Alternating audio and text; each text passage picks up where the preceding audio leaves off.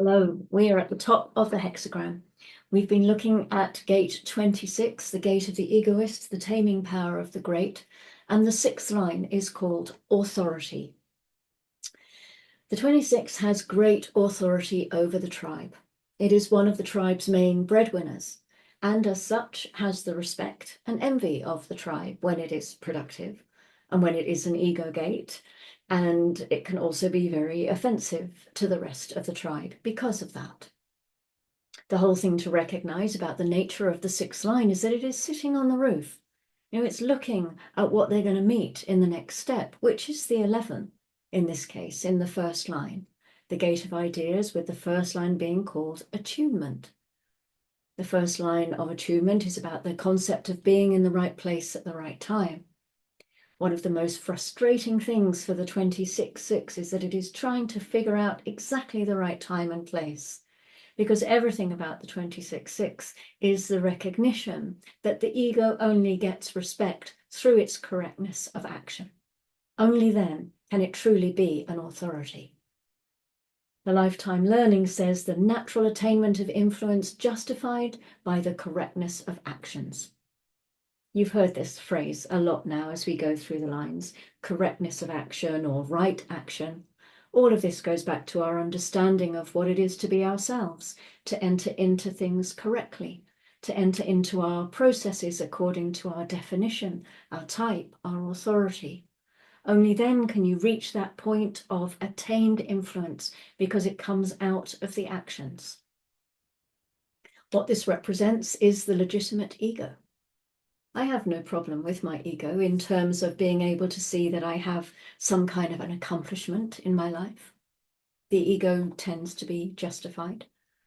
This is all about the value of the ego as a motor, justified by the correctness of its action, that the ego in this doing is correct. If it works to the benefit of the community, to the material benefit of the 26, if it is correct, if they are in the right place at the right time, this is perfect. Well, you don't get it all the time, of course. The 26-6, after trying when they are young to assert their ego, to control others, they give it up. They go and sit on the cosmic fence and they watch the movie, waiting for that possibility that perhaps there is a right place. Perhaps there is a right time to fulfill the potential of the tribe. If you trick somebody, you seduce them into something that turns out to be good for them, they really appreciate it. They'll say, "Oh, you cheeky devil, but that was great." They love it, even though they would never do it themselves. If you ask 1,000 people which one of them would actually want to be a salesperson out there on their own marketing something, it's not like you're going to get 1,000 arms going up into the air. This is not everybody's dream. It can be a heavy business because it's all ego, it's all willpower, and the demands on that ego and willpower. The exaltation says the embodiment of reason and purpose that passes the test of time. The strong ego whose influence is justified by the correctness of its actions. This means that the ego has to be consistent. What it produces has to be of value. In the end, the ego is there to make sure that the tribe is healthy, that the tribe has enough to eat, that the tribe has shelter, and all the other things that are part of the ego's responsibility in the tribal structure. And it always goes back to the same thing. Living out your nature, doing what is of value to you so that your principles are correct, because you are correct.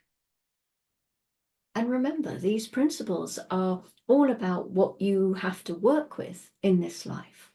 It's what you care about. And then you can respect yourself. In the detriment, authority as a symbol and focus, but not necessarily as a true embodiment. The constitutional monarch stripped of real power, but still the symbol of the continuity of authority. The expression of the ego as a role where influence is symbolic and lacks authority. This is the fool on the hill. They've been through their third line process. They go through trying to influence others. They go through this thing of trying to sell to others. And then they go up on the hill. And the first thing they notice is who can sell, who is the principal transmitter. This is what we're looking for. The most common thing that you find in the transmission within the tribe is propaganda. Remember the 16 in the line 6, gullibility. It's so easy for them to believe in all that propaganda when they're young. You know, the propaganda that they put out about the own ego. I'm the best, I can do this, I can do that. I'll do this for you, I'll do that for you.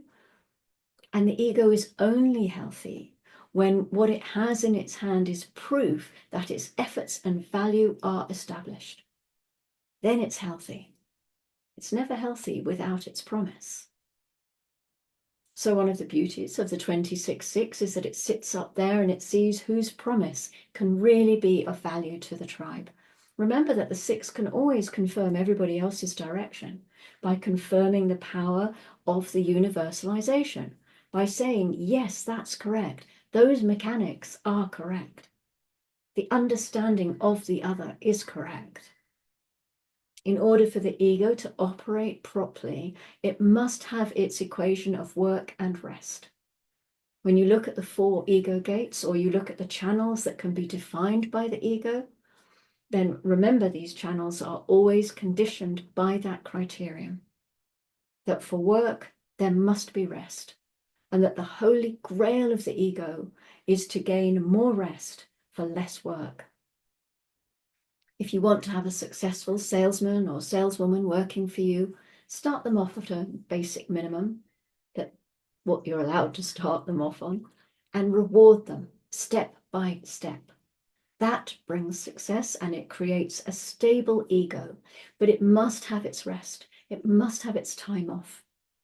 That's why there is so much pressure here. That's why they will lie. They will mostly lie in order to get more rest. I can't come into work. I don't feel so good today. It's not true, but they need more rest because their ego isn't ready to put out that willpower. If you don't understand that as an employer or as a lover or a friend, it can be infuriating. And when you confront them, it's not like you're confronting the mind, you're confronting the ego, and it just infuriates you even more. At the moment that it's clear that authority can be established through correctness, that the transmitter gains its authority through the correctness of its transmission, then you can start looking at what to transmit. Ideas, for example, which is what's coming next in the wheel, gate 11. These people are always separate, this 6th line, and they can be very inspiring, ego-wise. Yet they themselves don't do anything. They are still waiting for their opportunity to be in the right place at the right time. Don't ever expect the 6th line to act like the rest of the hexagram. It will do so when it's young because it has to learn, when it's going through its 3rd line phase, but it will not do so later. It will hold back. A 6th line sees the whole circuit. This 26-6 is looking at the whole tribal circuit, which says, I have to serve and protect the people.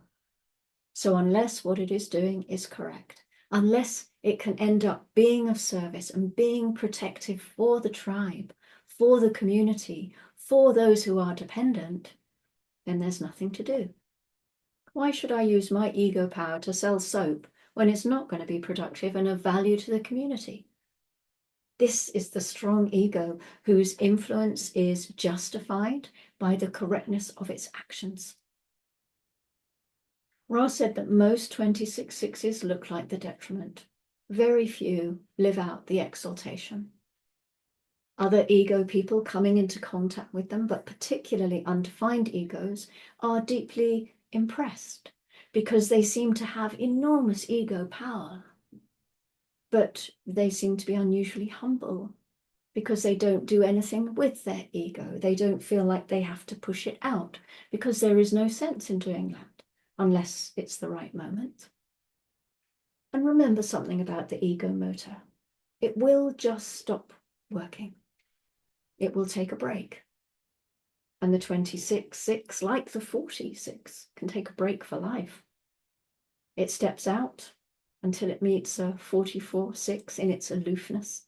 The two of them will look at each other and say, hey, you're not involved either. Maybe we should do something. The 26-6 is pointed to awareness, whereas the 40 is just pointed towards emotions. The 45-6 is called reconsideration.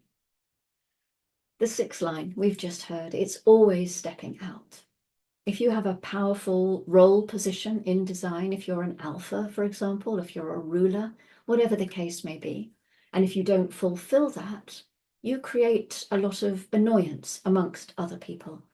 And the 6th line doesn't want to be involved. In fact, mostly it really doesn't want to be involved. It's not about always being involved. I'm wittering, aren't I? Excuse me.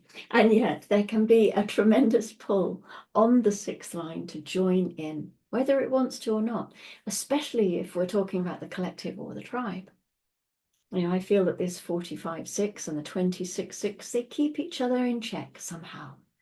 The 45 bringing its power to bear to support the 26 in being in the right place at the right time, so it can exert the authority that it has the potential for.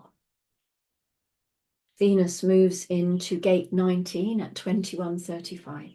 This is the tribal gate of wanting, the gate of approach. It can be truly valuable to be sensitive to the needs of those around you, so that the tribe is taken care of and the resources are fairly distributed. The distribution, The distribution is the responsibility of gate 49, which is at the other end of the channel. So the moon has been in gate 8 since 8:18, the moon going through its individual phase still, and its throat center phase, of course. Gate 8 is the gate of contribution. Next, the moon moves into gate 20. That's at 17:33. This is the gate of the now, the gate of contemplation, the gate that says, I am now.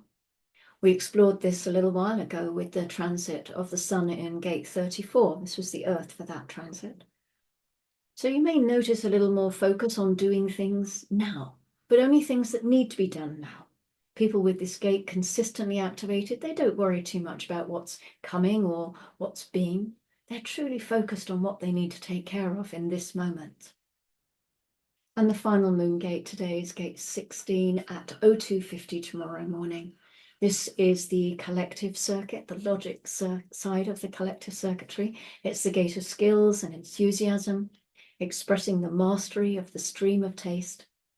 This is where the repetition of focus and correction results in the dancer becoming the dance.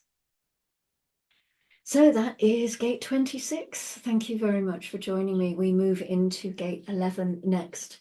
So I will bring you the overview for that tomorrow, and also the first line for that tomorrow. So until then, go gently.